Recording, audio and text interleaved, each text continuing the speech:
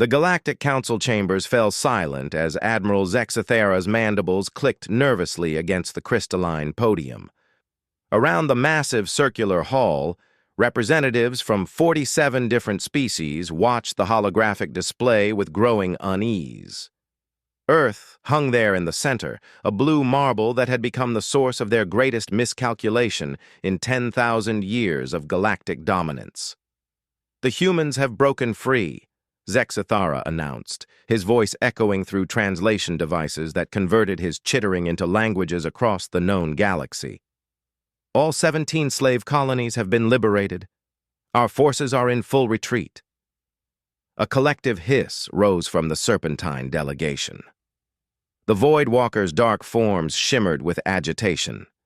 Even the crystalline Mentari, usually emotionless in their logical perfection, showed stress fractures along their translucent surfaces.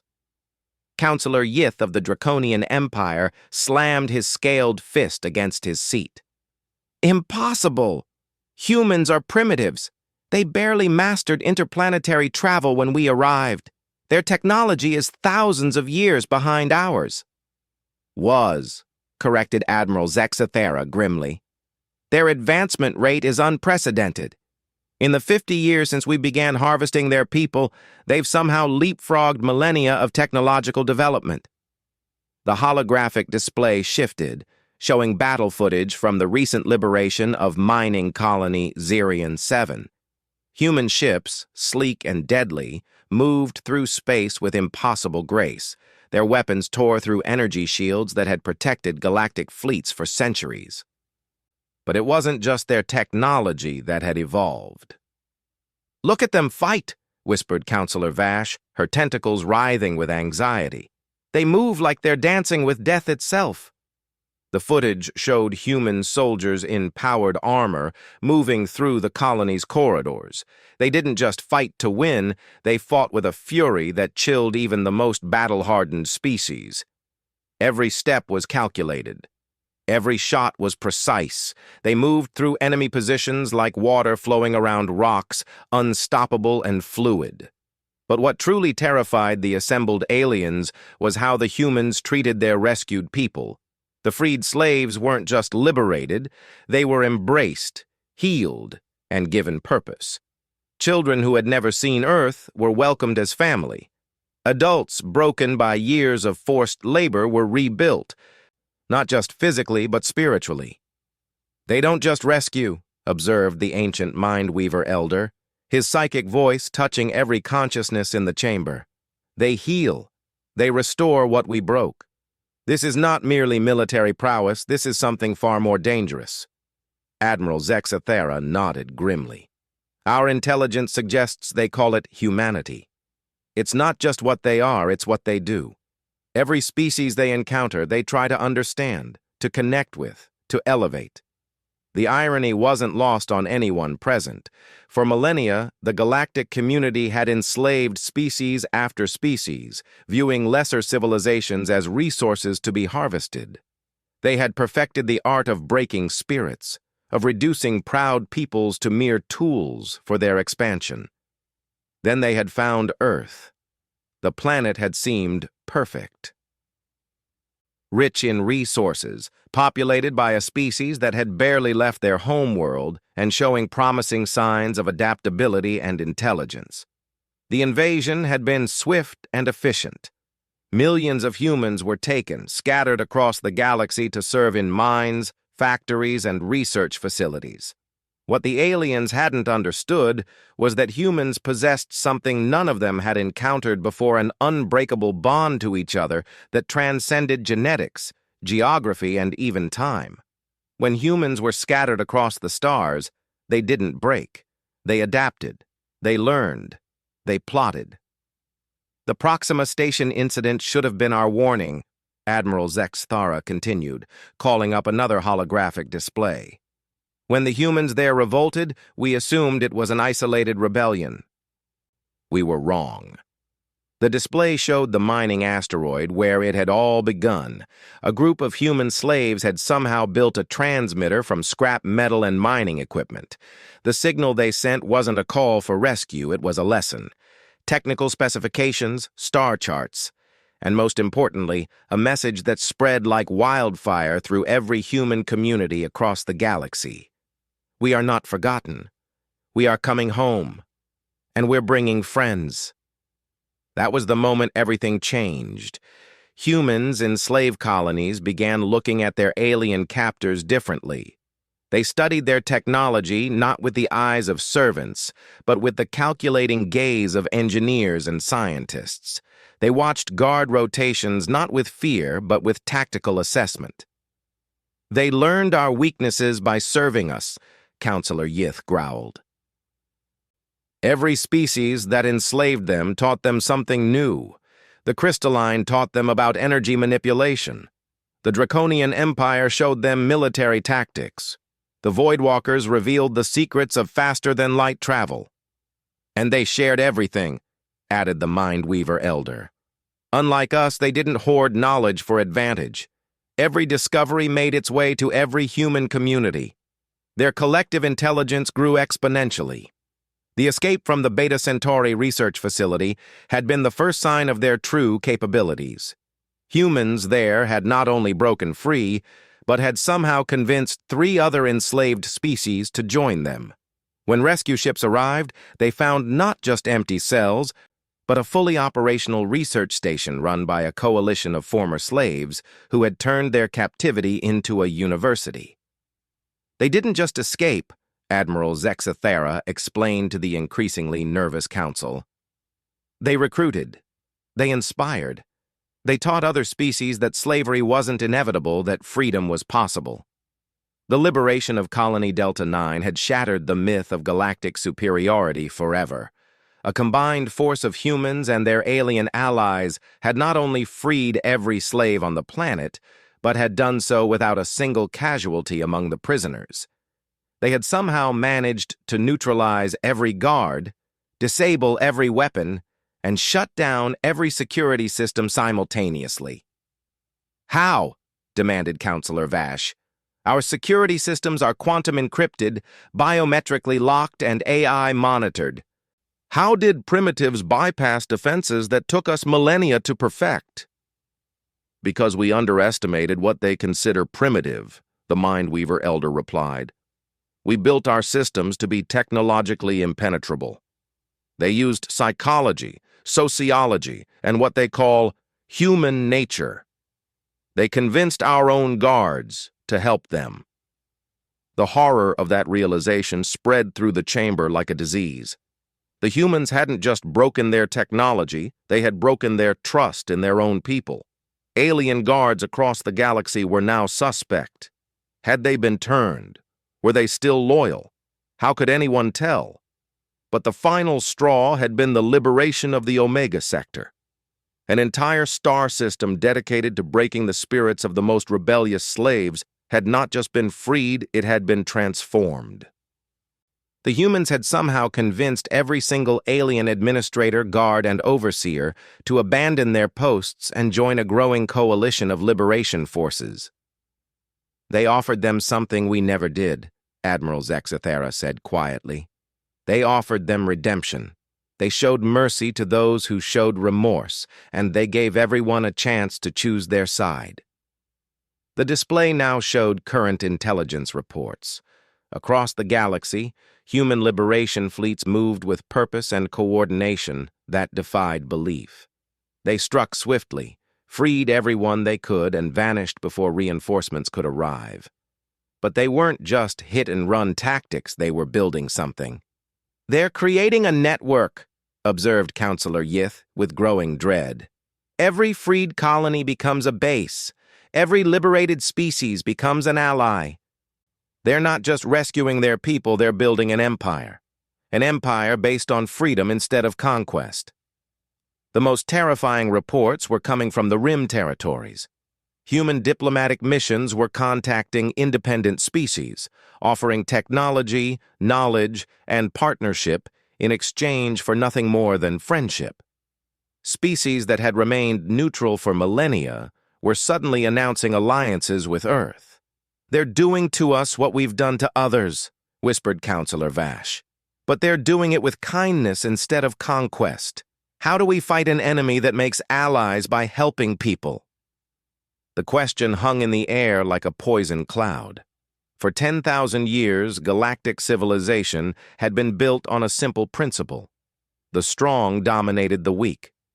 It was efficient, logical, and had created the greatest empire in known history. But humans were proving that there was another way, and it was devastatingly effective. "What are our military options?" demanded Counselor Yeath. Admiral Zexathara's mandibles drooped. "Limited. Every engagement has resulted in defeat. Their technology is now equal to ours, and their tactics are superior. But that's not the worst part." "What could be worse than military defeat?" asked the Mindweaver Elder. "They're winning the war of ideas," Admiral Zexathara replied. "Our own people are beginning to question why we enslave others. Efficiency reports are being challenged. Military officers are requesting transfers away from slave operations.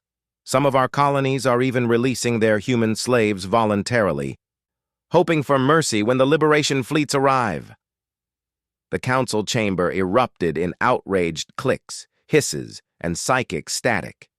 The foundation of their civilization was cracking, not under military assault, but under the weight of a simple question that humans had somehow planted in every corner of the galaxy. Why do the strong have the right to enslave the weak? "We could attempt to negotiate," suggested one of the younger crystalline delegates, her surface flickering with uncertain patterns. "With what leverage?" snapped Counselor Yeath. "They have our former slaves. They have our technology. They have the moral authority. What could we possibly offer them that they couldn't take by force?" "Perhaps," said the Mindweaver Elder slowly.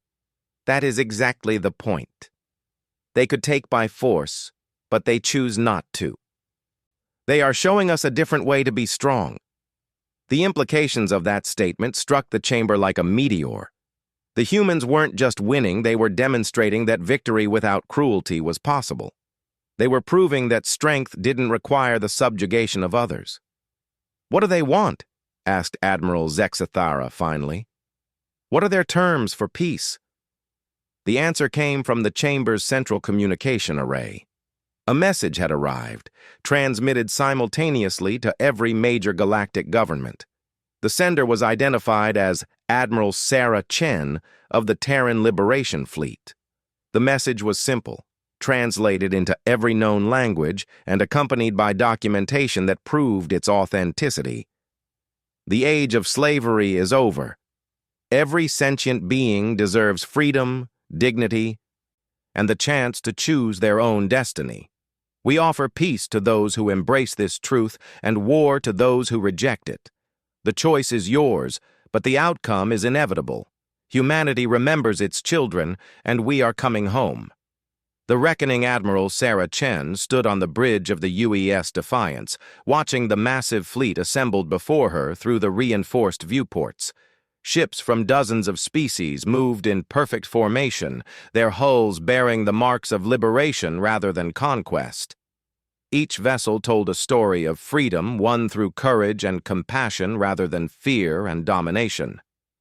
"Admiral, we're receiving surrender requests from 17 more systems," reported Lieutenant Commander Torres, her voice steady despite the magnitude of what they were witnessing. "The Calaxian Empire just announced they're releasing all human slaves and requesting immediate peace negotiations." Sarah nodded grimly. 3 months had passed since the Galactic Council received humanity's ultimatum, and the response had been exactly what she'd expected: chaos, division, and the slow crumbling of an empire built on others' suffering. "What's the status of the holdout systems?" she asked. "The Draconian Empire and the Voidwalker Collective are still refusing to negotiate," replied her Chief Intelligence Officer, Commander Reeves. "They've formed a military alliance and are massing forces at the Nexus Gate. Intel suggests they're planning a final stand." Sarah felt the familiar weight of command settle on her shoulders. They were so close to ending this nightmare, but the last steps would be the bloodiest. The Draconians and Voidwalkers represented the old guard of galactic civilization, those who would rather die than admit their way was wrong. "Ma'am," interrupted Communications Officer Park. "We're receiving a priority transmission from the surface of Haven Colony. It's from the refugee camps." Sarah's expression softened. Haven Colony had been one of their first major victories, a former slave processing center that they'd transformed into a sanctuary for rescued humans and their alien allies. The transformation had been miraculous, but also heartbreaking. Many of the humans they'd rescued bore scars that would never fully heal. The holographic display flickered to life, showing Dr. Maria Vasquez, one of the leading specialists in what they'd come to call liberation therapy. Behind her, Sarah could see the sprawling camps that housed nearly 1 million former slaves from across the galaxy. "Admiral," Dr. Vasquez said, her voice carrying both exhaustion and hope, "I wanted you to see this before you make any decisions about the final campaigns." The image shifted to show a group of children playing in what had once been a guard tower. Human children, Altarian younglings, and even a few young crystalline beings moved together as if they'd never known a galaxy where their species were enemies. They laughed in a universal language that transcended translation devices. "These are the children of slaves," Dr. Vasquez explained. "They were born in captivity, raised to serve, and told they were less than nothing. Watch what happens when you give them freedom." The camera followed one of the human children as she ran to a makeshift playground. There, a group of older teenagers from various species were teaching the younger ones to read using tablets that displayed text in multiple languages simultaneously. Sarah recognized the teaching method. It was pure human innovation, adapted to work with the diverse cognitive patterns of different species. "They're not just learning to read," Dr. Vasquez continued. "They're learning to trust, to hope, to dream of futures that extend beyond survival. Yesterday, a 12-year-old Altarian asked me if she could become a doctor. A doctor, admiral. She'd never seen one who wasn't treating injuries inflicted by masters." The image shifted again, showing the medical facilities where Dr. Vasquez worked. Here, the true cost of galactic slavery was laid bare. Humans with neural implants designed to suppress independent thought. Altarians whose wing muscles had been surgically modified to prevent escape. Crystalline beings whose surfaces had been chemically etched to display ownership marks. "But watch this," Dr. Vasquez said, leading the camera to a rehabilitation room. Inside, Sarah saw something that made her breath catch. A young human man, his head scarred from where control implants had been removed, was working with an Altarian engineer and a crystalline mathematician. Together, they were designing something Sarah recognized as a revolutionary new type of faster-than-light drive. "They're creating together," Dr. Vasquez explained, "taking the knowledge forced into them through slavery and using it to build something that could help everyone. They're not bitter about what was done to them, they're determined that it never happens to anyone else." The transmission ended, and Sarah stood in silence for a long moment. Around her, the bridge crew waited for her decision. They all knew what came next, the final assault on the systems still holding human slaves.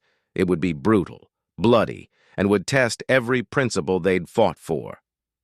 "Admiral," Commander Reeves said quietly, "the Draconians have just executed 50 human slaves in response to our latest liberation. They're threatening to kill more unless we withdraw from their territory." Sarah's jaw tightened. This was the choice that had faced humanity since the beginning of their liberation campaign. How far were they willing to go to save their people? How much blood were they willing to shed for freedom? "Signal the fleet," she said finally. "We advance on the Draconian positions at dawn. But I want every ship captain to remember our protocols. We're not here for revenge. We're here for rescue." The bridge erupted in activity as orders flowed through the communication systems. Sarah watched the massive liberation fleet begin to move, each ship representing not just military might, but a promise made to every slave still in chains. The journey to Draconian space took 2 weeks, and every day brought new intelligence about what they would face. The enemy had learned from their previous defeats and had created what they called unbreakable defenses. Minefields that adapted to incoming ships, energy weapons that learned from each encounter, and most horrifically, they had rigged their slave colonies with quantum bombs that would detonate if liberation forces attempted rescue. "They're willing to destroy everything rather than lose it," observed Commander Torres as they reviewed the intelligence reports, including their own people. "That's the difference between us and them," Sarah replied. "They see people as property. We see them as family." The first contact with draconian forces came at the edge of their territory. A massive space station, bristling with weapons and powered by the labor of 1,000,000 slaves, hung in space like a mechanical planet. The station's commander, General Krath, opened communications immediately. The Draconian appeared on their view screen, his scaled face twisted with rage and desperation. "Human Admiral," he hissed, "you have 30 seconds to withdraw before I detonate the quantum charges and send every slave on this station into the void." Sarah studied his face, looking for the tells that Dr. Vasquez had taught her to recognize. Fear masquerading as anger, desperation hidden behind threats, the behavior of someone whose entire world view was crumbling. "General Krath," she said calmly, "I know you can hear me.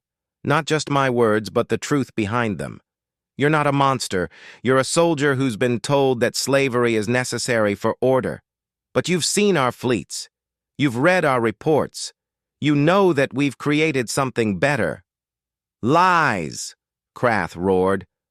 But Sarah noticed his claws weren't moving toward the detonation controls. "Your own intelligence reports confirm it," Sarah continued. "The systems that have joined us aren't falling into chaos. They're thriving. Crime is down. Production is up. Innovation is exploding. We didn't destroy your civilization, we improved it." On her tactical display, Sarah could see the human ships moving into position. But they weren't surrounding the station for assault, they were forming a protective perimeter. If Krath detonated those charges, they would contain the explosion and try to save as many lives as possible. "You want to save my station?" Krath asked, his voice betraying confusion. "I want to save everyone on it," Sarah replied, "including you. The age of slavery is over, General, but that doesn't mean the age of redemption has to be. You can choose to be remembered as the Draconian who ended slavery in your territory, or as the one who died defending it. Either way, slavery ends today." For a long moment, the communication channel was silent. Then, slowly, General Krath's scaled hand moved away from the detonation controls. What happens to me? To my people?" he asked quietly. "You help us free the slaves on your station," Sarah replied. "Then you help us design a transition plan that preserves draconian culture while embracing freedom for everyone. You become part of the solution instead of part of the problem." The liberation of the Nexus station became a model for everything that followed. Draconian guards worked alongside human marines to safely disable the quantum charges. Former slaves and former masters sat in the same rooms, planning a future where both could coexist with dignity. But the most powerful moment came when General Krath himself removed the neural control collar from a young human engineer who had been forced to design weapons for 3 decades. "I am sorry," Krath said simply, the translator struggling with the emotion in his voice. "I was taught that your suffering was necessary. I was wrong." The human looked up at the towering reptilian general, tears streaming down his face. "Thank you," he whispered. "Thank you for letting me remember my name." Word of Krath's surrender spread through Draconian space like wildfire. System after system began laying down arms, not in defeat, but in acceptance. The old order wasn't being destroyed, it was being transformed. The Voidwalker Collective proved more stubborn. Their dark ships emerged from quantum space like nightmares made manifest, their crews determined to fight to the last being. The battle that followed lit up 3-star systems and lasted for days. But even in the midst of desperate combat, humanity's principles held firm. When a Voidwalker cruiser's life support failed, human ships moved to rescue the survivors. When Voidwalker ground forces were trapped by their own falling orbital platforms, human Marines risked their lives to pull them to safety. "Why?" demanded Voidwalker Commander Nexus as human medics treated his injuries aboard the UES Defiance. "Why save us? We came here to kill you." "Because that's what humans do," replied Dr. Chen, the ship's chief medical officer and Sarah's younger sister. "We save people, even people who want to hurt us. Especially people who want to hurt us, because they're usually the ones who need saving the most." The final void. Walker's stronghold fell not to weapons, but to something far more powerful. A broadcast from their own rescued slaves, former Void Walkers who had been enslaved by their own people for showing weakness, compassion, creativity, and the desire for peace. "We are your children," they said in the strange harmonic language of their species. "We are your artists, your dreamers, your healers. You cast us out because we refused to embrace the darkness, but we never stopped loving you. Come home, come back to the light." The sight of their own people, healthy and happy and free, broke the last resistance of the Void Walker Collective. Ships began surrendering in such numbers that the Liberation Fleet couldn't process them all. But the real victory came in the days that followed, as former enemies worked together to plan a galaxy where every species could thrive. The Draconian Empire announced the formation of the first interspecies councils, where former slaves would have equal voices with former masters. The Crystalline Collective began sharing their mathematical knowledge freely, leading to technological breakthroughs that benefited everyone. Even the Voidwalkers began experimenting with art and music, creating beauty instead of fear. Admiral Sarah Chen stood once again on the bridge of the UES Defiance, but this time she was watching something unprecedented in galactic history. A peace conference, where every chair was filled not by conquerors dividing spoils, but by former enemies working together to build something better.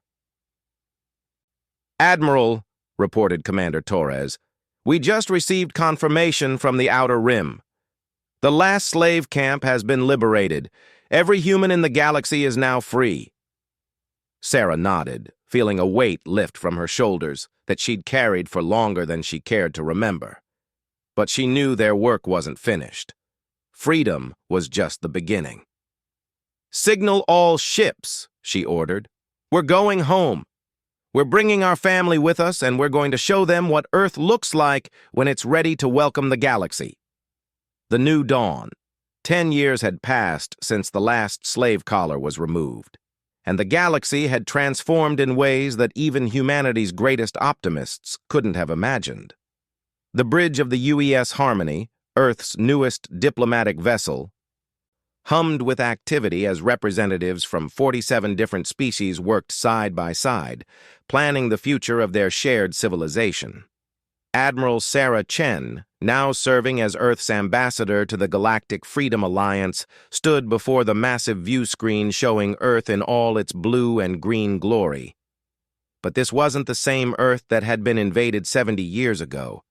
This was a world reborn, expanded, and shared. Orbital stations ringed the planet like jewels, each one a fusion of human engineering and alien innovation.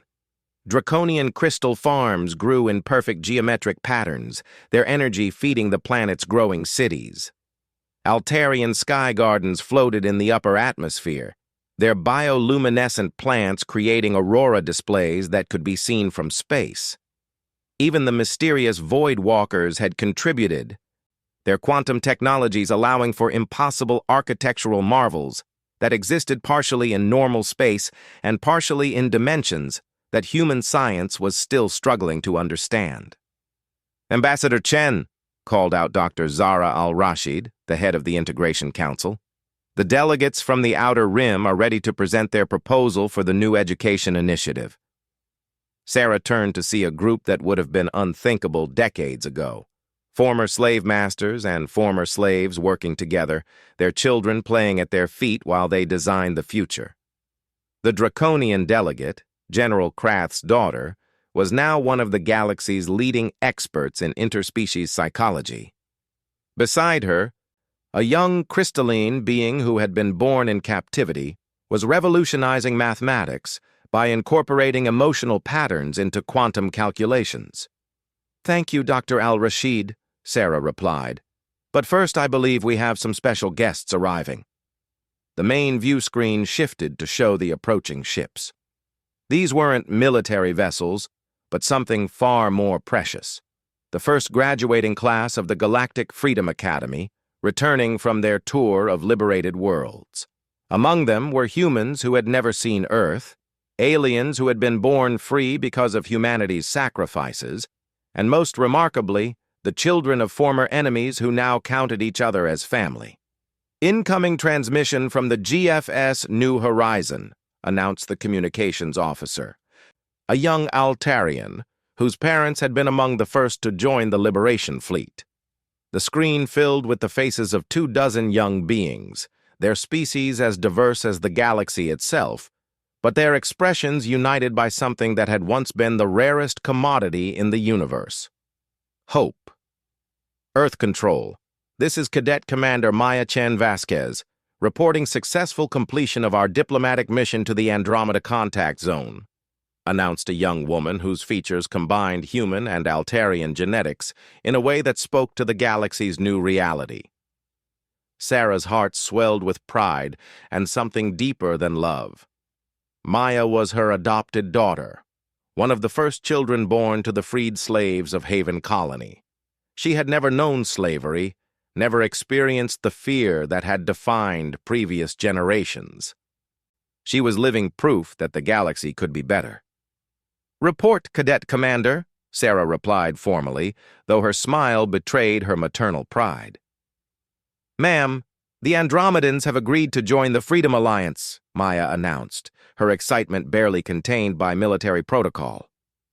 "They were initially suspicious of our intentions, given their history with galactic conquest from our region. But when they saw our crews working together, when they met beings who had been slaves and masters now serving together, they realized we were different," finished Cadet Nexus Prime, a young Void Walker, whose harmonious voice had become legendary for its ability to calm even the most hostile negotiations. "Different how?" asked Dr. Al-Rashid, leaning forward with the intensity of someone who had spent her life studying interspecies relations. "They said they'd never encountered conquerors who brought gifts instead of chains," replied Cadet Scales of Justice, the young draconian whose diplomatic skills had apparently inherited the best qualities of both his warrior heritage and his liberated education. "When we offered to share our technology and asked for nothing but friendship in return, they didn't believe us at first." "What convinced them?" Sarah asked, though she suspected she knew the answer. "The school," Maya replied softly. "When we showed them the recordings from the children's exchange program, when they saw former slave children and former master children learning together, playing together, creating together, they wept. Apparently, Andromedans have very strong family bonds, and they couldn't understand how we'd managed to turn enemies into family." The view screen shifted to show the recordings Maya referenced. Children from every species in the galaxy sitting in classrooms together, not just learning about each other's cultures, but creating new ones. Art that combined crystalline mathematics with human emotion, with draconian honor, with Altarian beauty, with Void Walker mystery. Science projects that solved problems through cooperation rather than competition. Most importantly, added Cadet Nexus Prime, they want to learn how we did it, how we took a galaxy built on slavery and conquest and transformed it into something based on freedom and cooperation. They're sending a delegation of their finest scholars to study what they're calling the human miracle. Sarah felt a familiar discomfort at that phrase. Over the years, various species had tried to mythologize humanity's role in galactic liberation, turning them into some kind of perfect saviors. The truth was far more complicated and far more beautiful. It wasn't a human miracle, Sarah said firmly. It was a galactic awakening. Humans didn't save the galaxy. We just reminded everyone that saving each other is what civilized beings do. With respect, Ambassador, interrupted a new voice from the communication array. You're being modest again. The screen split to show another approaching ship, this one bearing the insignia of the Galactic Historical Commission. The speaker was Professor Mindweave 7, a crystalline being who had dedicated the past decade to documenting the liberation wars. Professor? Sarah acknowledged with a slight smile. Still trying to turn history into legend? I'm trying to record truth, the professor replied, his crystalline surface flickering with the patterns that indicated scholarly excitement. And the truth is that humanity did something unprecedented in galactic history. You had every right to conquest after your victory, every justification for revenge after your suffering. Instead, you chose compassion. You chose to lift up your former enemies rather than tear them down. We chose to remember that our former enemies were people, Sarah corrected. People who had been taught that slavery was natural, that conquest was inevitable. Once they learned differently, they chose compassion too. The Draconians who guard refugee camps now, the Void Walkers who use their quantum technology to build schools instead of weapons, the Crystalline who share their knowledge freely instead of hoarding it. The choice to be better isn't uniquely human. But humans were the first to prove it was possible, Professor Mindweave 7 insisted. For 10,000 years, galactic civilization was built on a simple principle: might makes right. You shattered that principle not through superior might, though you certainly developed that, but through superior morality. You proved that right makes might. The debate was interrupted by an urgent communication from Earth's surface. President Martinez, a former slave who had been elected to lead Earth's government in the new galactic democracy, appeared on screen with news that would once have been impossible. Ambassador, we've just received a delegation from the Far Rim Confederacy. They're requesting to join the Freedom Alliance, and they're bringing gifts. What kind of gifts? Sarah asked, though she was learning to be wary of surprises from distant civilizations. Technologies we've never seen before. Medical advances that could extend life indefinitely. Energy sources that could power entire galaxies. Manufacturing techniques that could end scarcity forever. President Martinez paused, his expression mixing awe with concern. Ambassador, they're offering to share everything they've learned over millions of years of development, for free, as payment for what they call the gift of hope. The implications hit Sarah like a physical blow. Civilizations that had never even heard of Earth until recently were willing to share their greatest achievements because of what humanity and its allies had accomplished. The liberation of the slaves hadn't just freed individuals, it had proven to the galaxy that better was possible. There's more, President Martinez continued. Intelligence reports suggest that similar delegations are heading toward Earth from every corner of known space. Species that have remained hidden for millennia are emerging from isolation. Ancient civilizations are awakening from stasis. The entire galaxy is waking up, Sarah finished softly. They're all waking up to the possibility that they don't have to be alone anymore. On the main view screen, she could see the evidence. Ships of designs she'd never encountered before, moving toward Earth in peaceful formation. Energy signatures that defied current understanding of physics. Technologies that seemed to blur the line between science and magic. Ambassador, called out Dr. Al-Rashid, we're receiving transmission requests from 47 new civilizations. They're all asking the same thing. How do we join? How do we become part of this? Sarah looked around the bridge at the faces staring back at her. Humans and aliens, former slaves and former masters, children of war who had become architects of peace. This was what victory really looked like, not the defeat of enemies, but their transformation into friends. "Open channels to all incoming delegations," she ordered, "and prepare the welcome protocols. Not as conquerors greeting the conquered, not as superiors addressing inferiors, but as family welcoming family. Because that's what this galaxy is now, one great, strange, beautiful family." The communication array lit up with incoming signals as civilizations that had lived in isolation for eons reached out to touch the light of hope that Earth had kindled. Each transmission brought offers of knowledge, friendship, and cooperation. But more than that, they brought something that had been missing from the galaxy for so long that many species had forgotten it existed: joy.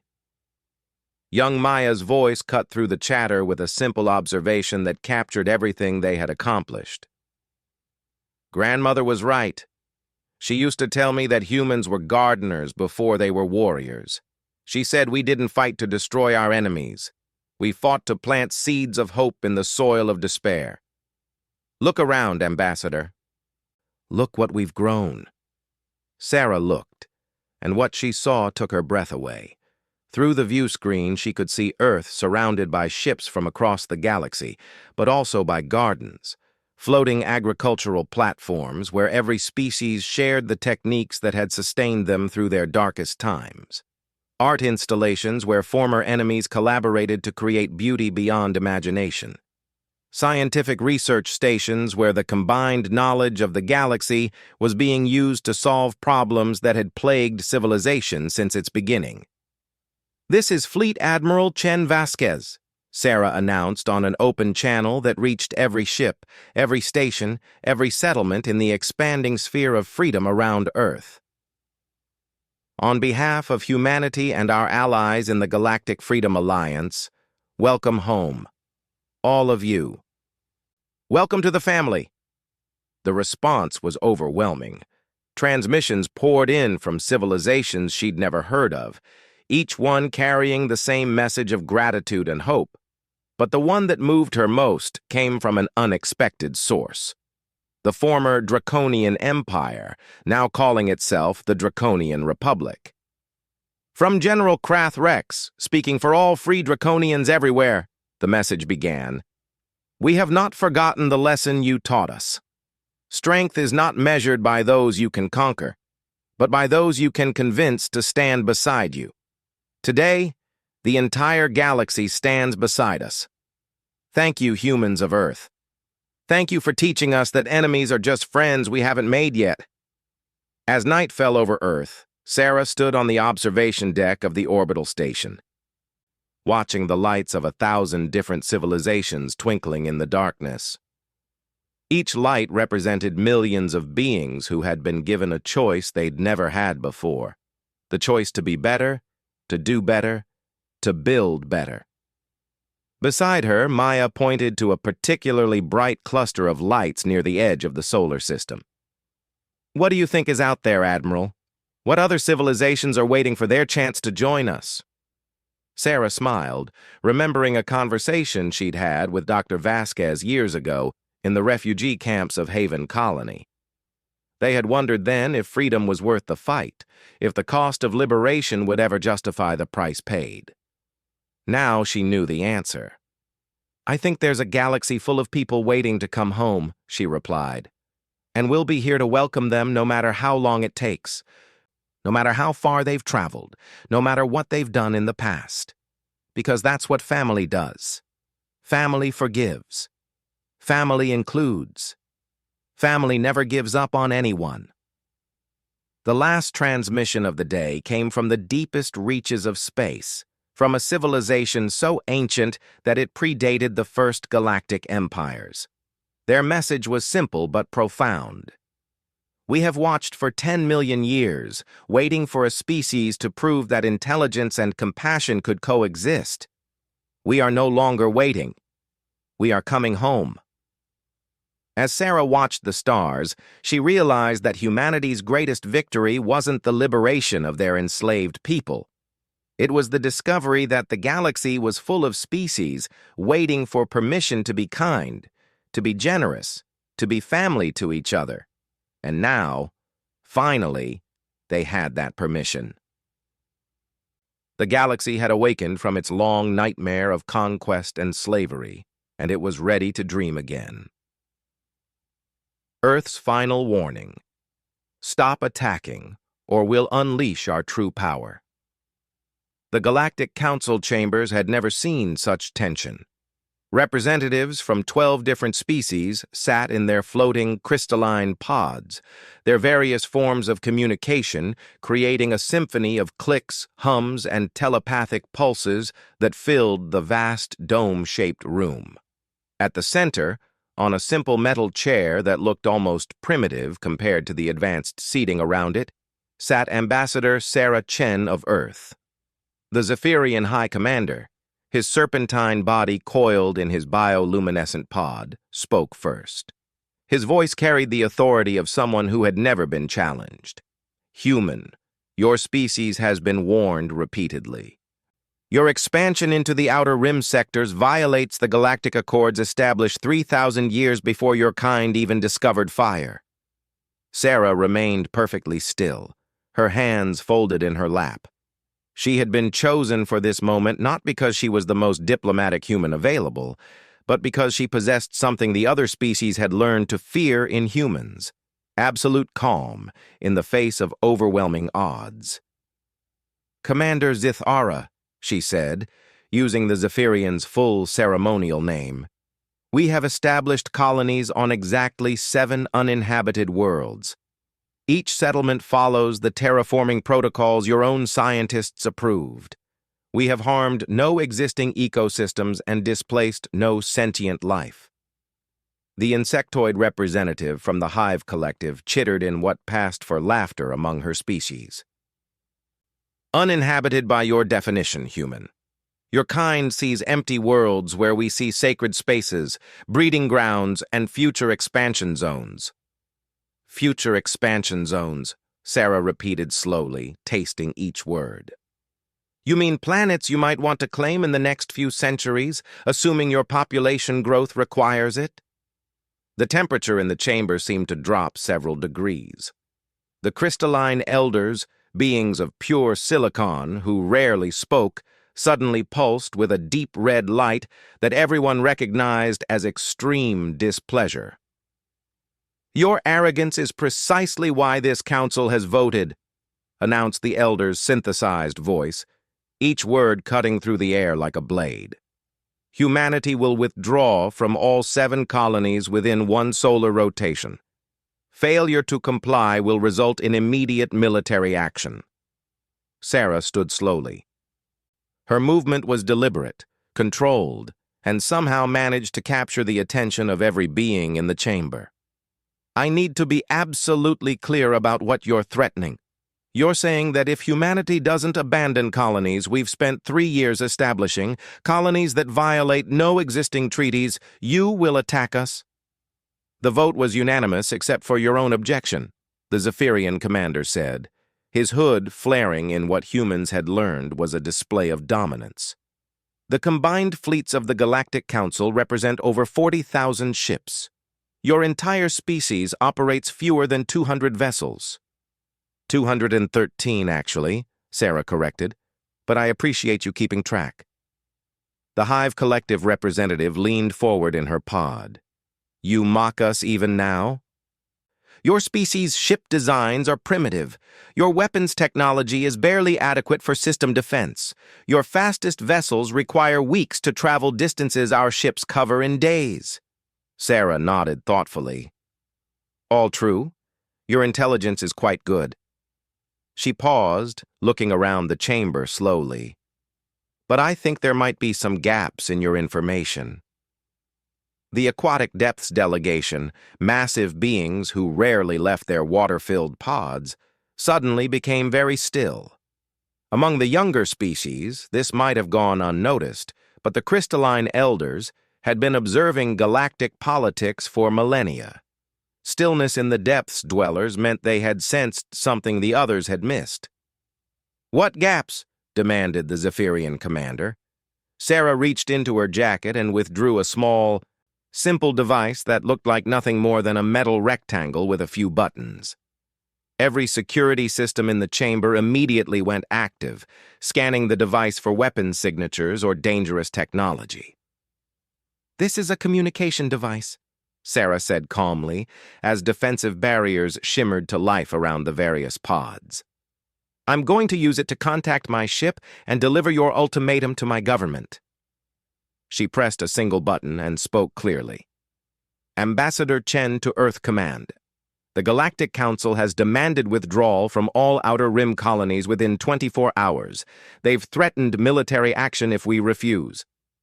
She paused, looked directly at the Zephyrian commander, and added, "They seem to believe they have significant military superiority."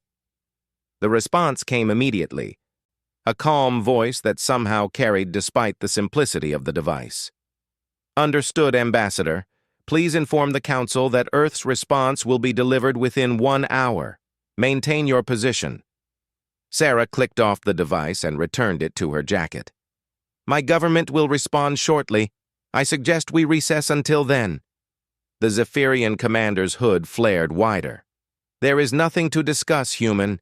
You will comply or face the consequences." "Oh, we'll definitely respond to your threat," Sarah said, her tone remaining conversational. "But I think you might want to hear our answer before you commit to any particular course of action." The crystalline elders pulsed again, this time a deep amber color that the other species had learned meant deep thought or concern. The eldest among them, a being whose consciousness had observed the rise and fall of dozens of civilizations, spoke with unusual directness. "Human Ambassador, your species has shown remarkable adaptability since joining galactic society, but the mathematics of this situation are clear. Compliance is your only logical option." Sarah smiled, and for the first time since entering the chamber, she looked genuinely pleased. "Respectfully, Elder, I think your mathematics might be based on incomplete data." The hour that followed felt like an eternity. Representatives from the various species used their advanced communication systems to coordinate fleet movements and discuss deployment strategies. The humans, they noted, seemed to have only a few ships in the entire sector, and those were old, slow vessels that posed no real threat to anyone. The Zephyrian military commander present at the session, a scarred veteran named Korthax, ran continuous scans of human positions throughout the galaxy. They have ships near their home system, scattered through their established territories, and 3 vessels en route to the Outer Rim colonies. Nothing that could possibly threaten a coordinated galactic response. When the hour ended, Sarah's communication device activated without her touching it. "Ambassador Chen, this is Admiral Harrison. Please inform the Galactic Council that Earth's official response is as follows." Sarah looked around the chamber, making eye contact with as many representatives as possible. "The Council is listening, Admiral. The United Earth Government has reviewed the Council's ultimatum. We find the demands unreasonable, the threats unwarranted, and the entire approach unnecessarily hostile. Therefore, our response is simple: no." The chamber erupted in a cacophony of outrage.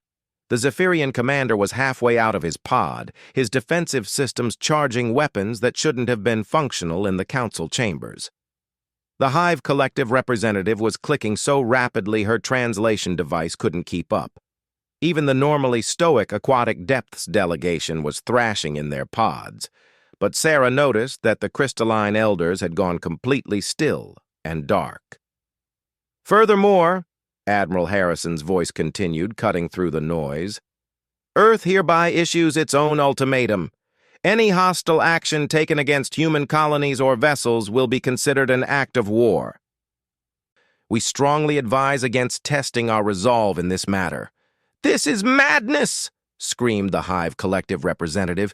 "Your species will be obliterated!" Sarah stood again, and this time her movement commanded absolute silence. "Before you make any irreversible decisions," she said quietly. "I need to share something with you. Something my government has authorized me to reveal." She reached into her other jacket pocket and withdrew what appeared to be a simple data pad. 3 years ago, when we established our first Outer Rim colony, your intelligence services noted that our ships were slow, primitive, and limited in number. Your assessment was completely accurate. She activated the pad, and a holographic display appeared above her head, showing what looked like technical specifications.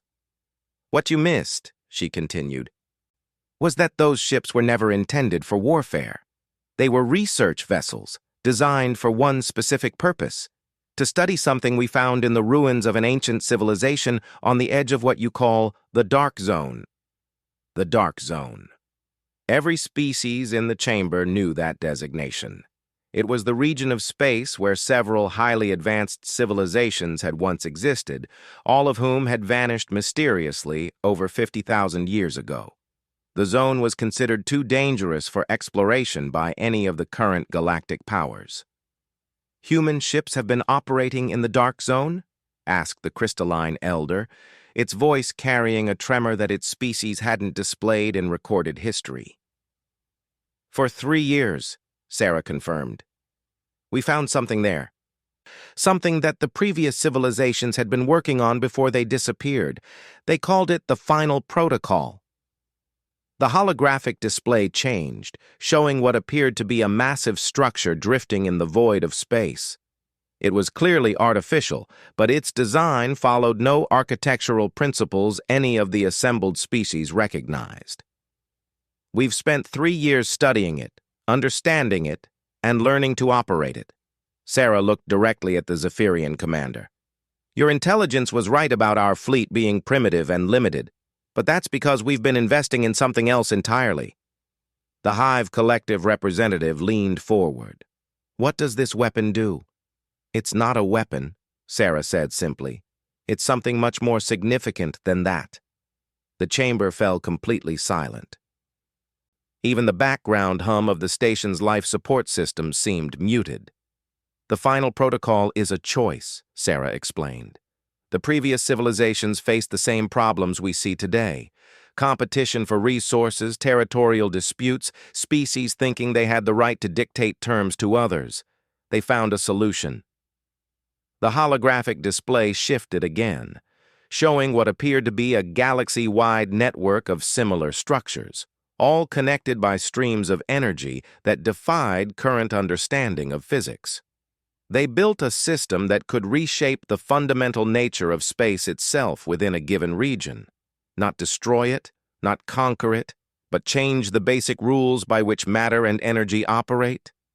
Sarah paused, letting the implications sink in.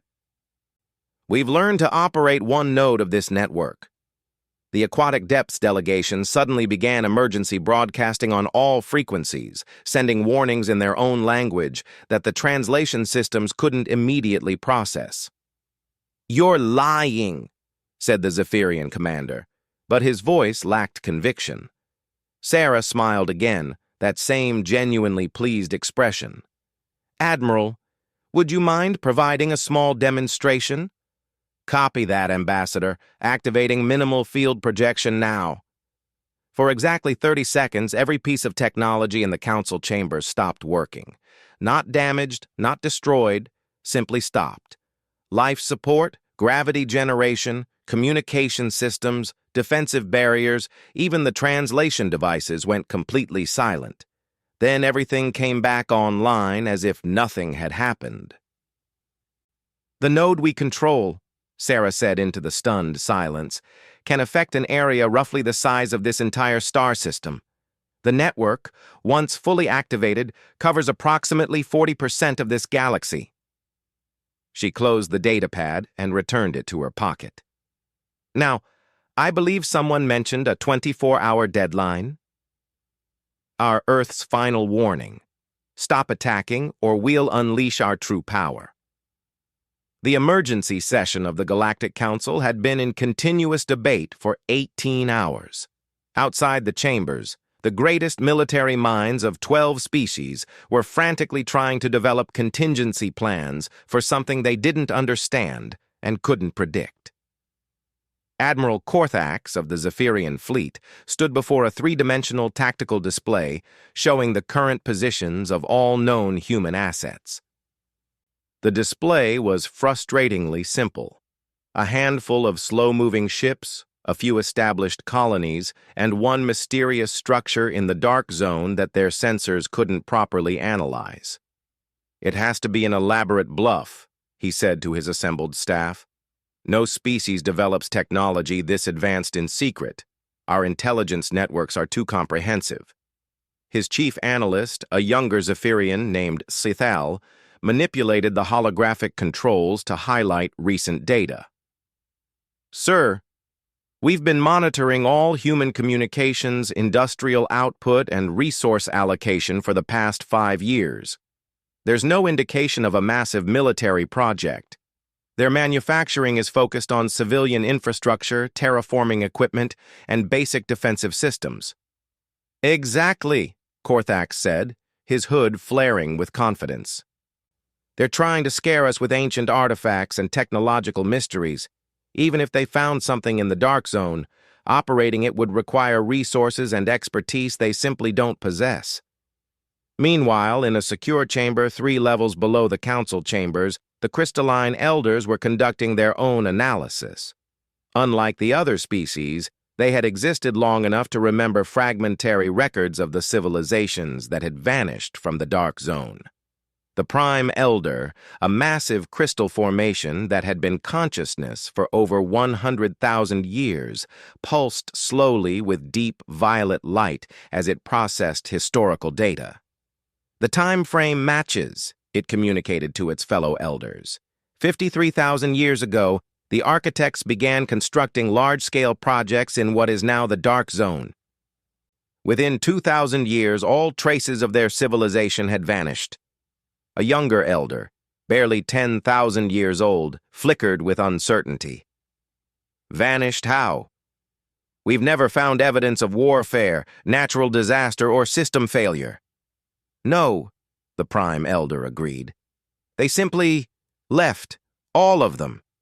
Across hundreds of worlds, an entire galactic civilization abandoned their cities, their ships, their technology, and disappeared. But the human claims that they learned to operate architect technology. That should be impossible. The complexity barriers alone." The Prime Elder's light shifted to a deep blue that among their species indicated profound concern. "Unless the technology was designed to be operated by someone else, unless the architects were building something for whoever came after them." Back in the main chambers, Ambassador Sarah Chen sat quietly while the various species representatives argued among themselves. Her communication device had remained silent since Admiral Harrison's demonstration, but she showed no sign of impatience or concern.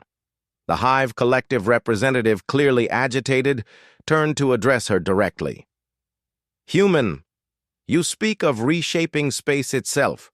Such power would make your species dominant over all others. Why should we believe you would use it responsibly?" Sarah looked up from the notes she had been quietly writing.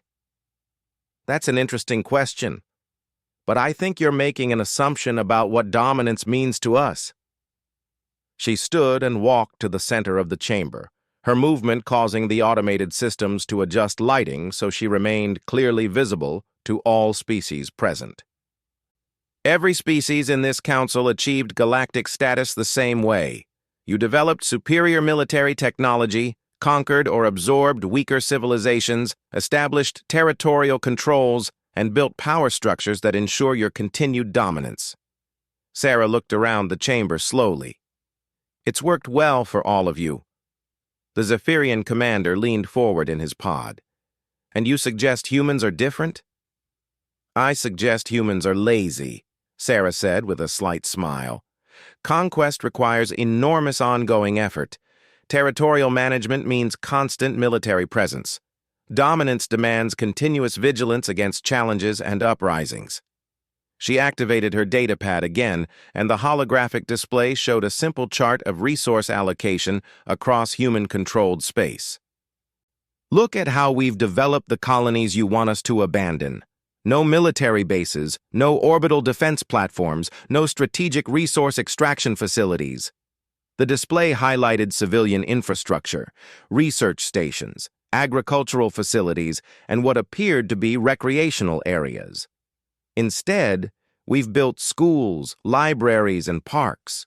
We've terraformed these worlds to support multiple ecosystem types, not just human-compatible environments. We've established research partnerships with any species willing to participate.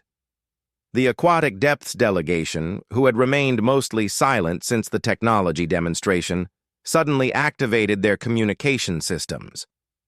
You claim your species seeks no dominance, but the power you have revealed would make such claims irrelevant. Sarah nodded thoughtfully. True. Which brings me to the real purpose of this meeting. She pressed another button on her datapad, and the chamber's communication systems activated on their own, connecting to what appeared to be a direct line to Earth. Admiral Harrison, please brief the Council on Project Transition. The Admiral's voice filled the chamber. Certainly, Ambassador. Council representatives, Project Transition is humanity's plan for transferring control of the final protocol to a qualified galactic authority. The silence that followed was absolute. I'm sorry, said the Hive Collective representative. Did you say transferring control? That's correct. The technology we've discovered is too significant for any single species to control. Over the past year, we've been developing protocols for creating a multi-species oversight authority that could manage the system responsibly. The Zephyrian commander's hood flared wide. This is another deception. No species voluntarily gives up ultimate power. Sarah's expression became serious for the first time. Commander, your species has been spacefaring for over 12,000 years. In that time, how many civilizations have you absorbed, conquered, or displaced? The commander hesitated. That information is classified. It's not accusation, it's context. Every species in this chamber has similar numbers. The cycle repeats endlessly. Expansion, conflict, dominance, eventually decline and replacement by the next rising power. Sarah gestured to the empty seats around the chamber. There used to be 17 species on this council. 5 have fallen to various forms of extinction or absorption in just the past 3,000 years. The crystalline elders suddenly pulsed in unison, their light shifting to a pattern that indicated sudden understanding. The architects, the Prime Elder spoke, its voice carrying through the chamber, built the final protocol as a way to break the cycle. Sarah turned toward the elders. That's our conclusion as well. The technology doesn't just reshape space. It makes traditional concepts of territorial control irrelevant.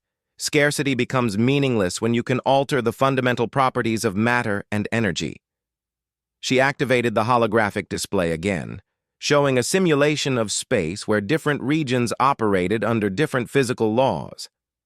Imagine sectors where faster-than-light travel works differently, where certain types of weapons simply can't function, where resource scarcity is eliminated by altering atomic structure itself. The simulation showed ships passing harmlessly through each other, weapons fire dissipating harmlessly, and barren worlds suddenly blooming with life.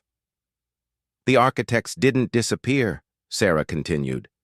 They transcended the need for galactic civilization entirely.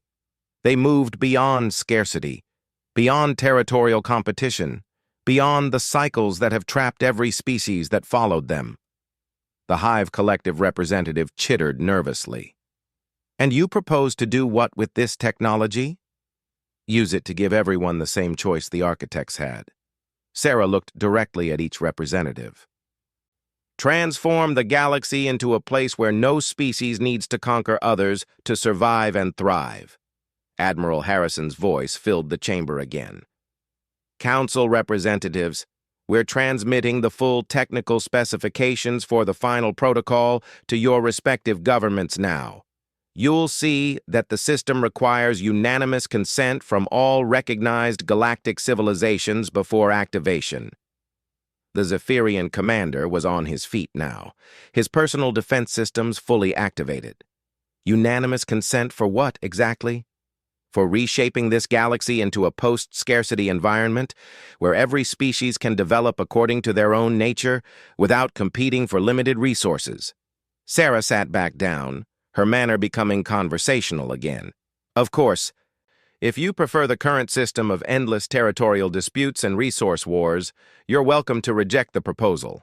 We'll simply maintain control of the single node we've activated and continue with our modest colonial expansion. She paused, looking around the chamber with that slight smile again. But I should mention that 3 more species have independently discovered nodes of the network. The hegemony found one 6 months ago. The Void Seekers activated another just last week. And our intelligence suggests the Far Reach Collective will locate their node within the next few months. The temperature in the chamber seemed to plummet. Every representative was suddenly very still. So you see, Sarah continued pleasantly, the choice isn't really between human dominance and maintaining the status quo. The choice is between working together to build something better or watching the galaxy tear itself apart as multiple species gain access to reality-altering technology. The crystalline Prime Elder's voice cut through the shocked silence. How long do we have to decide? Sarah checked her simple timepiece. Well, your original ultimatum expires in about 4 hours, but the final protocol decision? That's more complex. She stood again, and this time her demeanor carried an authority that hadn't been present before. The other species who have found nodes are not as patient as humanity has been. They're not interested in consensus or cooperation. Give us your answer about the colonies by your deadline. But understand that regardless of your decision on that matter, the galaxy is changing whether we guide that change together or not. The chamber erupted again in heated discussions as representatives frantically contacted their home governments. But Sarah noticed that the crystalline elders had gone completely dark, and the aquatic depths delegation had begun what appeared to be deep meditation rituals. Some, at least, understood what was really at stake. Earth's final warning, stop attacking, or we'll unleash our true power. The deadline had passed 3 hours ago. Ambassador Sarah Chen remained in her simple chair at the center of the Galactic Council chambers, but the atmosphere had changed completely. Half the species' representatives had left to coordinate military responses. The other half were engaged in frantic consultations with their home governments about humanity's proposal for galactic transformation. Admiral Korthax stood in the primary tactical center of the Zephyrian flagship, watching real-time displays of the largest fleet mobilization in galactic history. Over 38,000 ships from 11 different species were converging on human-controlled space. Final intelligence reports, Admiral, his chief analyst announced. Human colonial settlements show no signs of evacuation or defensive preparation. Their ships remain in standard orbital positions. No weapon systems have been activated. Korthax studied the tactical display with growing confidence. Whatever technology the humans claimed to possess, they were clearly not prepared for actual warfare. Signal the fleet. We advance on the outer rim colonies as planned. But in the deepest chambers of the crystalline elder's ancient fortress ship, a different conversation was taking place. Prime Elder, the youngest of their kind, pulsed urgently. The mathematical models are conclusive. If multiple species gain independent access to reality-altering technology, the probability of galactic civilization surviving the resulting conflicts approaches 0. The Prime Elder's massive form had remained completely dark for hours, processing implications that stretched across vast spans of time and probability. Show me the human psychological profiles again. The data streams flowed between the crystal beings faster than any organic mind could follow. Humanity's brief but remarkable history played out in compressed time, their rapid technological advancement, their unusual approaches to conflict resolution, their strange tendency to seek cooperative solutions even when holding superior positions. They are telling the truth about voluntary transfer of power, the Prime Elder concluded. Their species genuinely believes in what they call enlightened self-interest. They understand that permanent dominance is impossible and that cooperation produces better outcomes for everyone. But Prime Elder, their proposal requires trusting them with technology that could rewrite reality itself. The Prime Elder's light shifted to deep blue contemplation. No, their proposal requires trusting ourselves to use such technology responsibly. They are offering to give it away.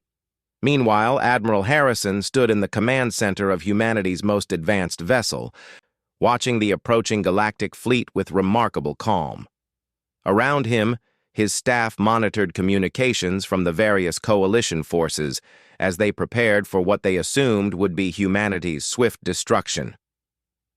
"Admiral," his communications officer announced, "we're receiving transmission requests from the Hegemony, the Void Seekers, and the Far Reach Collective. They're demanding immediate meetings about the final protocol." Harrison nodded. "Patch them through to Ambassador Chen first. She should handle the diplomacy while we prepare for the demonstration." "Sir, are you certain about this approach? If the other node-controlling species don't cooperate?" Harrison looked at the massive tactical display showing the converging fleets. "Lieutenant, humanity spent 3 years studying architect technology not to gain power, but to understand responsibility. We're about to find out if we learned the right lessons." Back in the council chambers, Sarah was receiving simultaneous communications from the 3 species that had independently discovered their own nodes of the final protocol network. Their messages were remarkably similar. Demands for immediate information sharing, threats about the consequences of human deception, and barely concealed panic about the implications of reality-altering technology. Sarah listened patiently to each message, then activated her simple communication device. "Admiral Harrison, please initiate Phase 2 of the demonstration. Full network activation. Limited scope." "Copy that, Ambassador. Beginning network synchronization now." Across the galaxy, 4 separate structures began activating simultaneously. The node humanity controlled in the dark zone began drawing power from sources that defied conventional physics. Similar awakenings occurred in 3 other regions of space, as the Hegemony, Void Seekers, and Far Reach Collective found their carefully hidden technology suddenly responding to external commands. The effect was immediate and unmistakable. In a spherical region of space encompassing nearly 1,000 star systems, the fundamental nature of reality began shifting. Admiral Korthax was studying final approach vectors when every ship in his fleet suddenly stopped moving. Not damaged, not destroyed, but simply incapable of forward motion beyond a certain point. "Engineering report," he demanded. "Sir, our engines are functioning normally. Power systems show green across all boards. But we can't advance past this coordinate line. It's like space itself won't let us." Similar reports flooded in from across the massive fleet. 38,000 ships representing the combined might of galactic civilization found themselves completely unable to approach human space.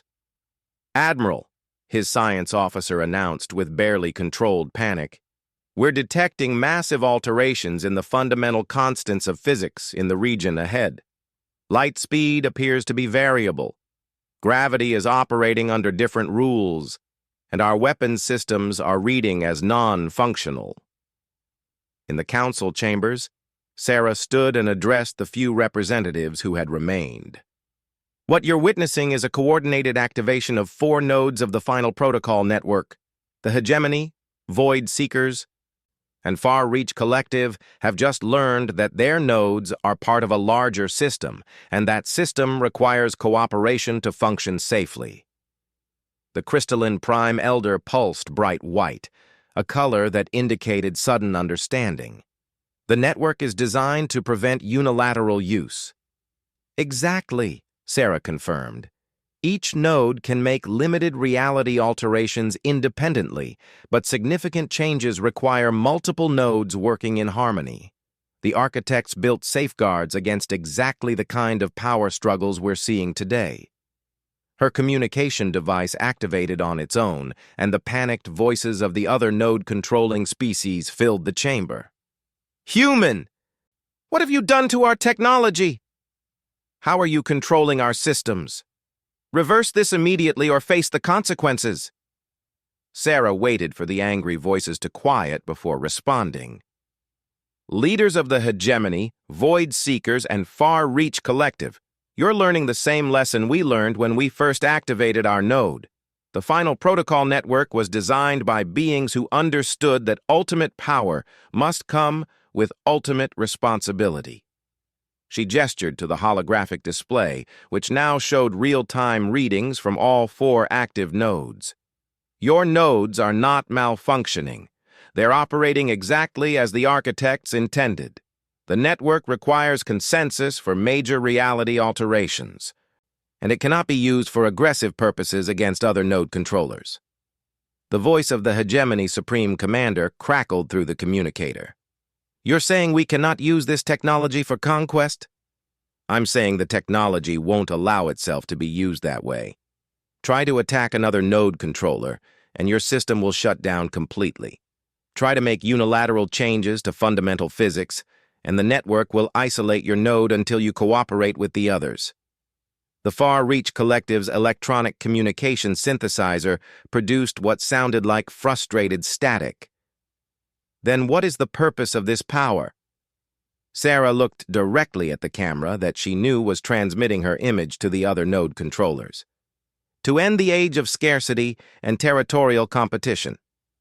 To give every species in the galaxy access to unlimited resources and development opportunities. To make conquest pointless because cooperation becomes infinitely more profitable." The tactical display in Admiral Korthax's flagship suddenly shifted, showing new data that made no sense according to any known physics.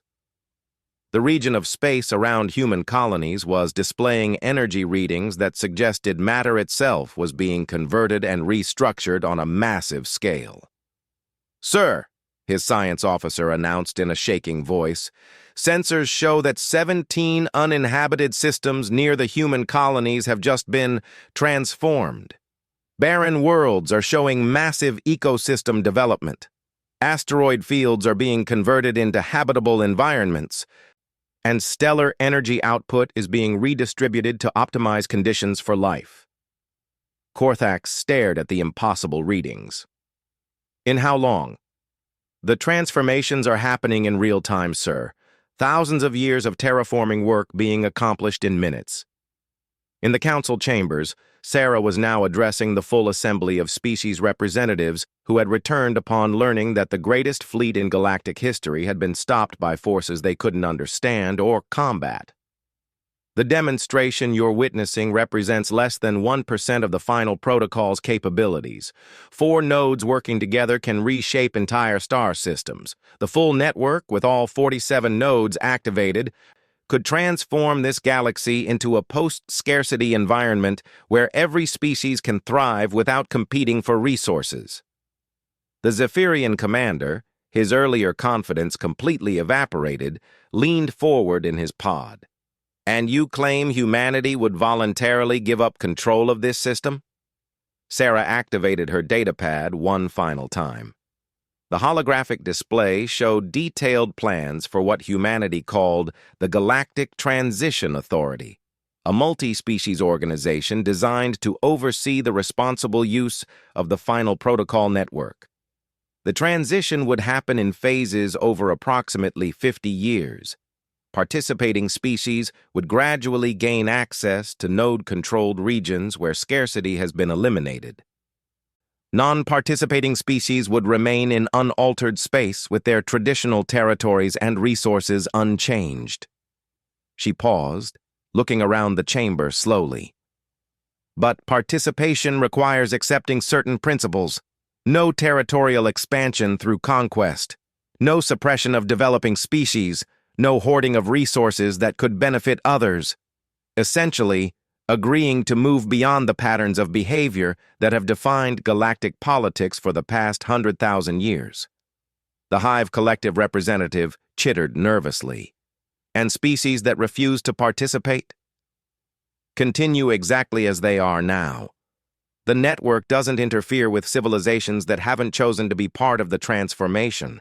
Sarah's expression became serious.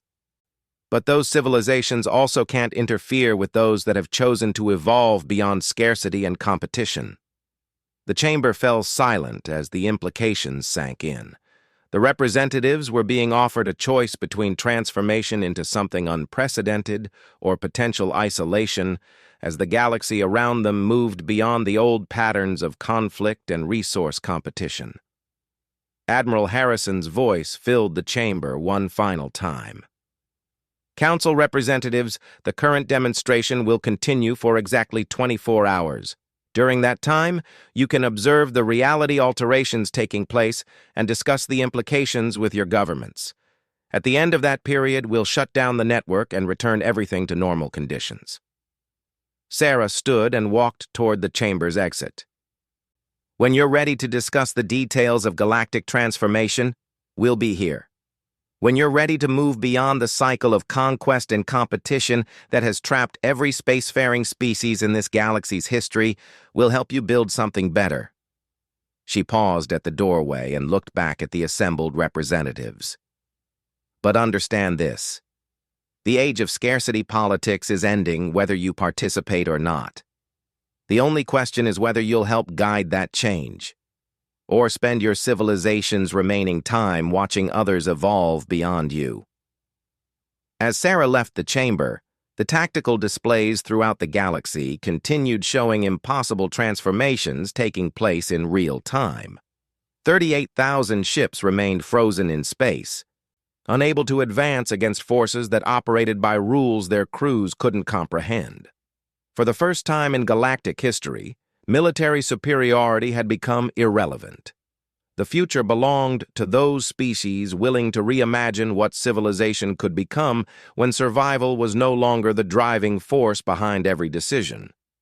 The age of humanity's true power had begun, and it looked nothing like conquest. The last stand commander, Sarah Chen, stared at the tactical display, her knuckles white against the bridge railing. Red dots swarmed across the holographic map like angry wasps, each one representing a Zephyrian battlecruiser. 27 enemy ships had already broken through the outer defense grid, and more were coming. "Status report!" she called out, her voice steady despite the chaos erupting around them. "Hull breach on Deck 7, ma'am," Lieutenant Torres reported from the damage control station. "Emergency bulkheads are holding, but we're venting atmosphere fast." The UES Defiance shuddered as another plasma blast struck their shields. Through the viewports, Sarah could see the orange glow of enemy weapons fire streaking past like deadly fireworks.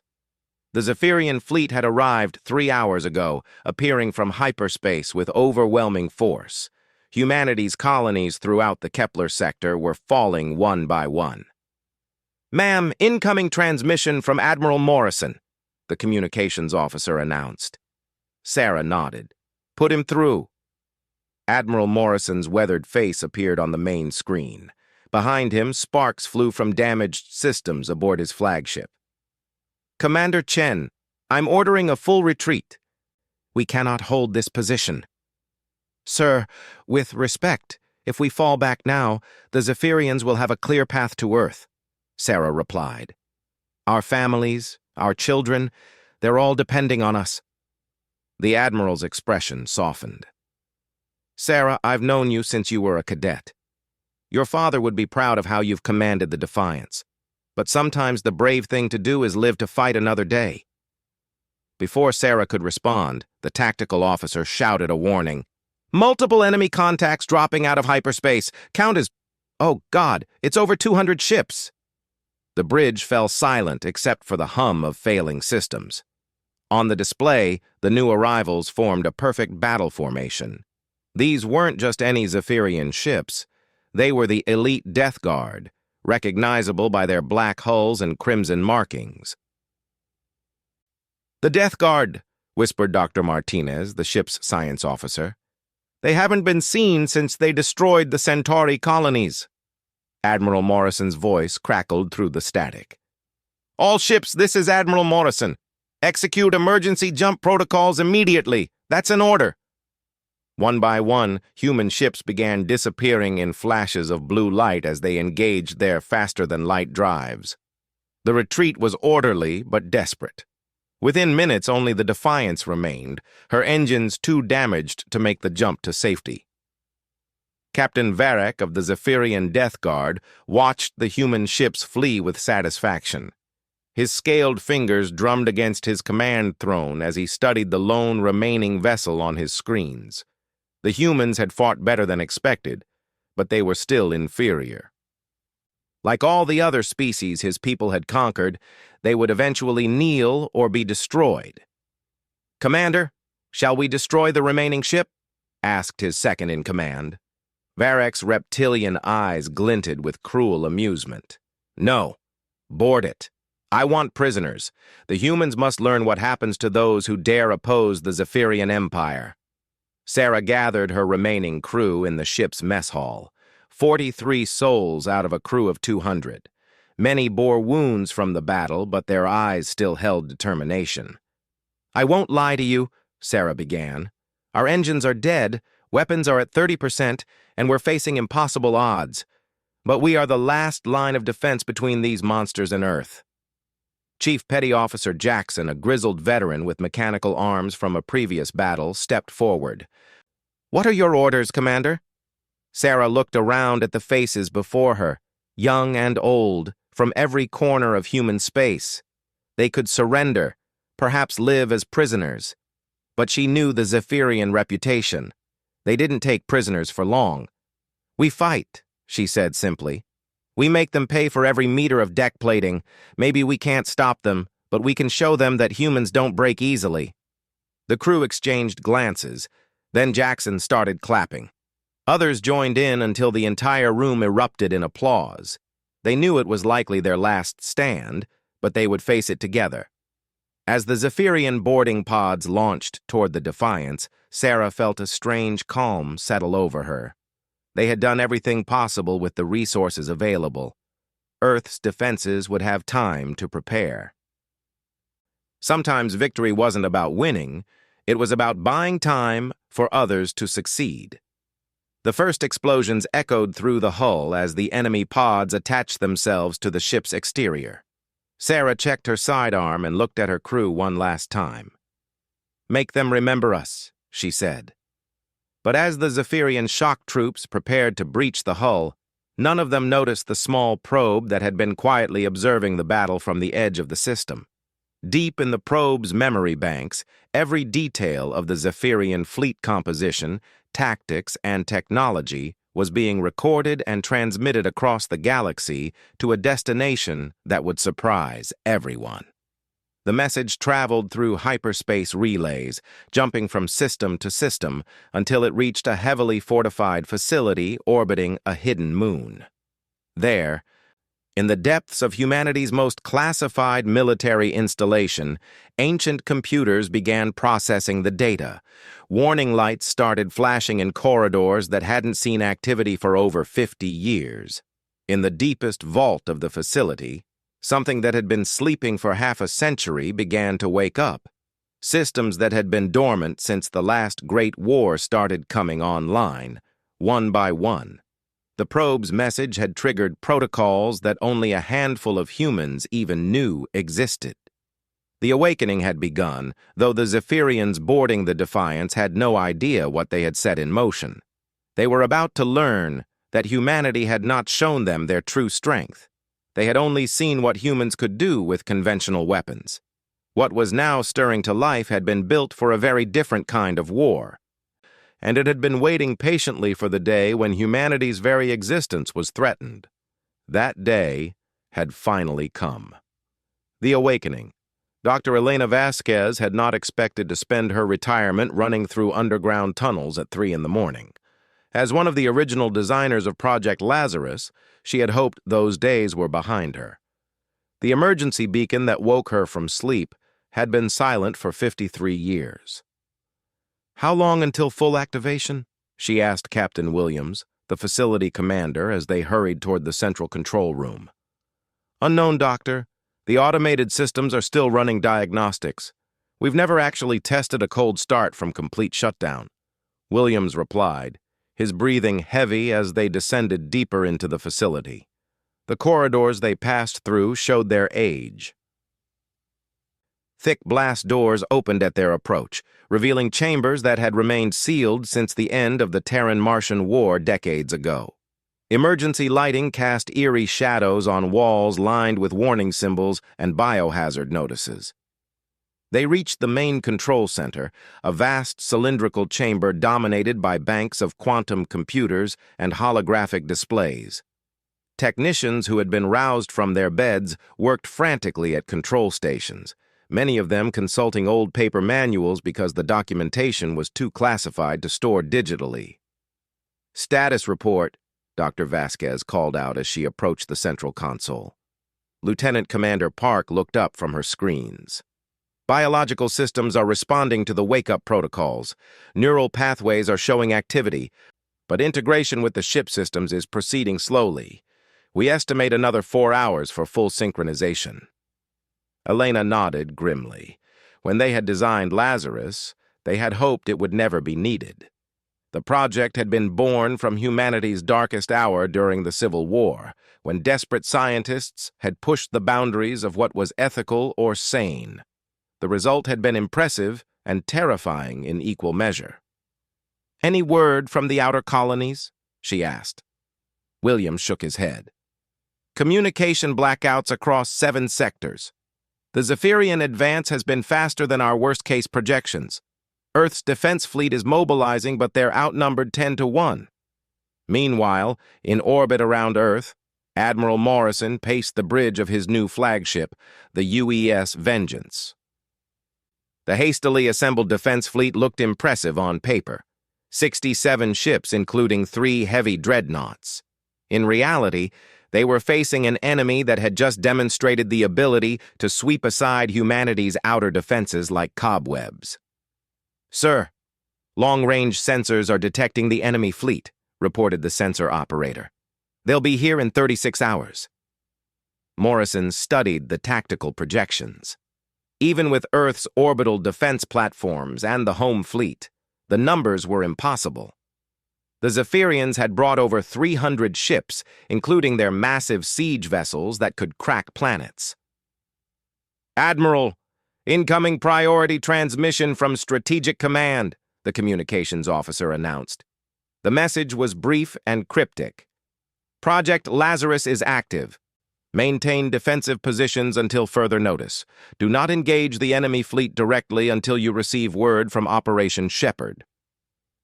Morrison frowned.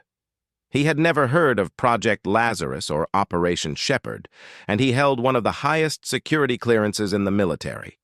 Whatever was happening, it was beyond his knowledge level. On the hidden facility, Dr. Vasquez watched as ancient systems slowly came to life. Through the reinforced viewport of the observation deck, she could see into the construction bay where Project Lazarus waited. Even after all these years, the sight still made her uneasy. The vessel was massive, nearly 3 kilometers long, but its appearance was unlike any ship humanity had ever built. Instead of the clean lines and geometric shapes of normal spacecraft, Lazarus had an organic appearance. Its hull seemed to ripple and shift in the lighting, almost as if it were breathing, which, in a sense, it was. "Neural integration at 60%, reported one of the technicians. "The AI is responding to basic commands." AI was not quite the correct term, Dr. Vasquez reflected.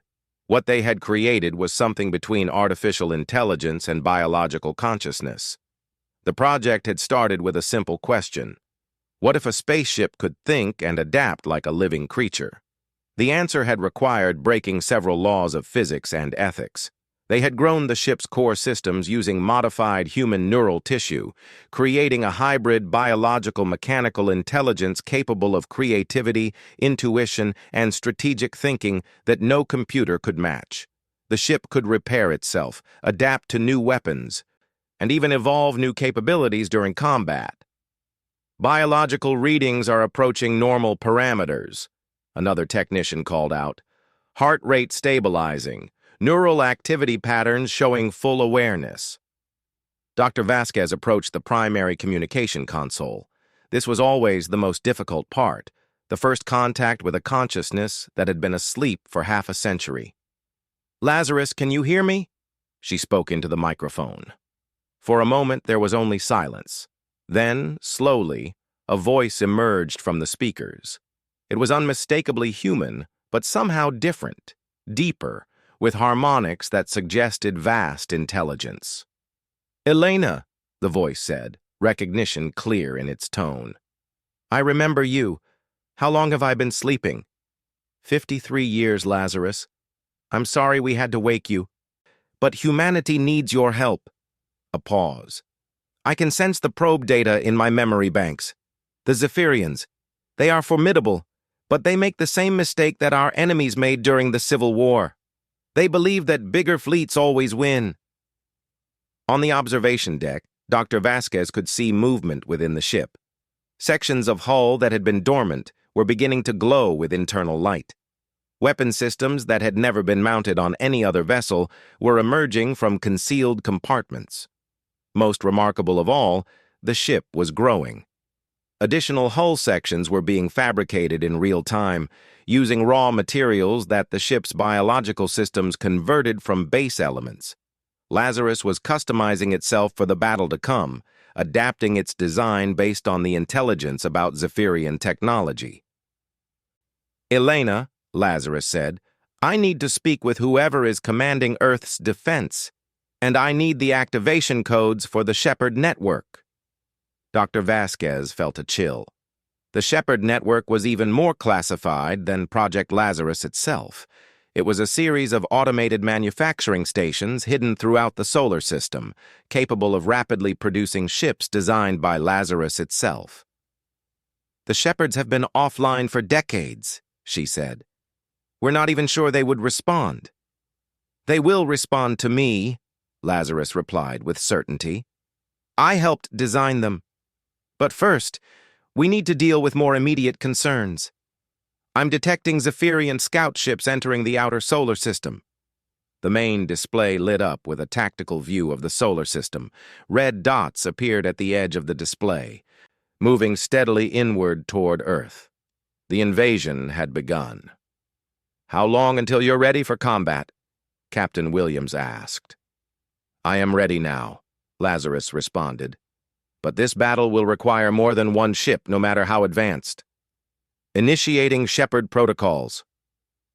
Across the solar system, in hidden facilities that had been forgotten by all but a few, ancient machines began to wake up. The Shepards had been waiting, just like Lazarus, for the day when humanity faced extinction. That day had arrived, and they would answer the call. But the Zephyrians were not completely unaware that something had changed. Their long-range sensors detected unusual energy signatures from various locations in the solar system. Captain Varek, now commanding the invasion fleet, studied the readings with growing unease. The humans had fought more desperately than expected at their outer colonies. Usually, species surrendered once they realized the hopelessness of their situation, but these humans had fought to the last ship, the last soldier. And now there were energy readings that didn't match any known human technology. "Commander," his science officer reported, "we're detecting massive power signatures from multiple locations in the system. The energy patterns are unlike anything in our databases." Varek's scaled features twisted into a frown. Perhaps the humans had more surprises waiting, but no matter. The Death Guard had never been defeated, and they would not be defeated by a species that had barely learned to travel between stars.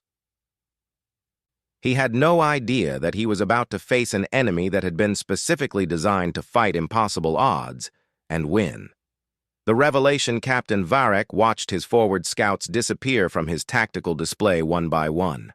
Not destroyed, simply gone, as if they had never existed. No debris, no energy signatures, no distress calls. They were there one moment and absent the next.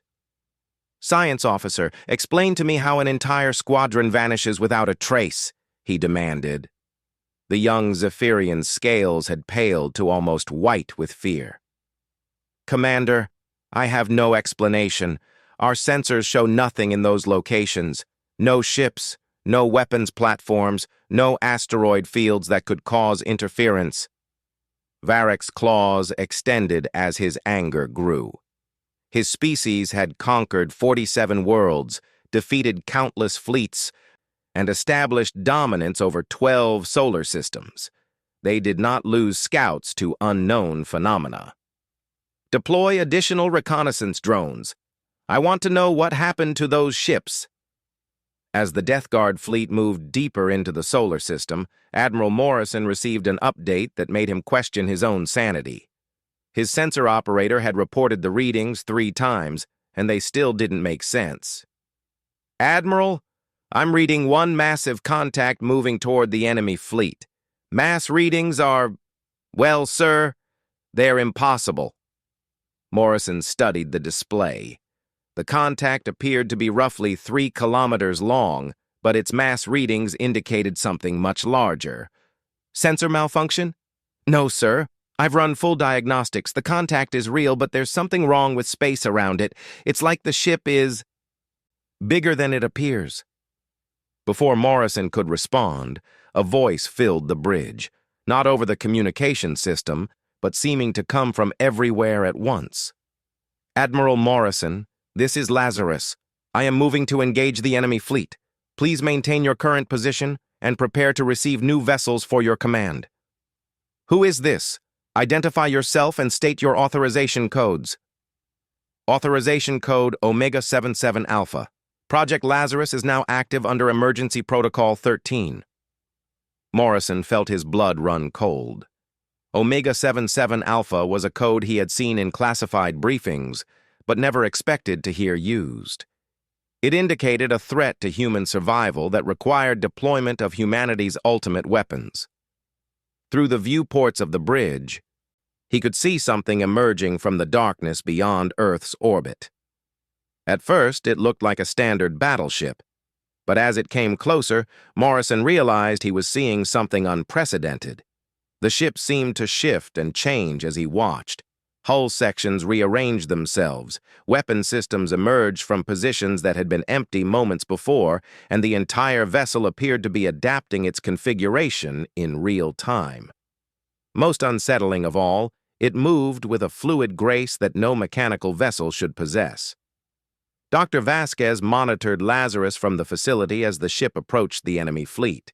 She had helped create it, but seeing it in action after so many years still amazed her. The biological neural networks that formed its core consciousness were processing battle data and tactical scenarios at a rate that exceeded any computer humanity had ever built. "Lazarus, the enemy fleet has over 300 ships. Are you certain you can handle them alone?" she asked. "I am not alone," came the reply. "The Shepherds are beginning production, and I have capabilities that the Zephyrians cannot anticipate."